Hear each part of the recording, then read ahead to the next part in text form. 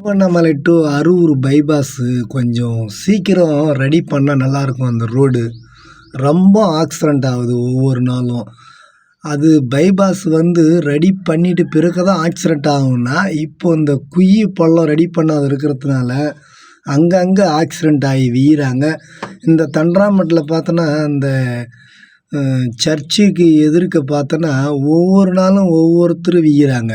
அது நாங்களும் டெய்லியும் பார்த்துன்னு தான் இருக்கிறோம். இது யார்கிட்ட சொல்கிறதுன்னு நம்மளும் கண்டுக்கிறது இல்ல.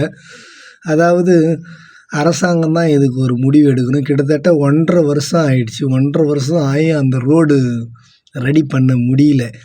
ஏன் பண்ண முடியல? எதுக்கு பண்ண முடியலன்னு தெரியல. இல்லை அரசாங்கத்திலருந்து நிதி ஒதுங்கலையா?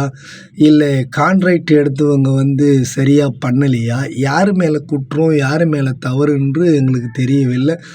ஒவ்வொரு நாளும் இந்த மாதிரி ஆக்சிடெண்ட் ஆகி வீழ்றாங்க. குழியும் குள்ளும் பள்ளமும் அப்படி தான் இருக்குது. இதை உடனடியாக ஒரு நடவடிக்கை எடுக்க வேண்டும். நன்றி, வணக்கம்.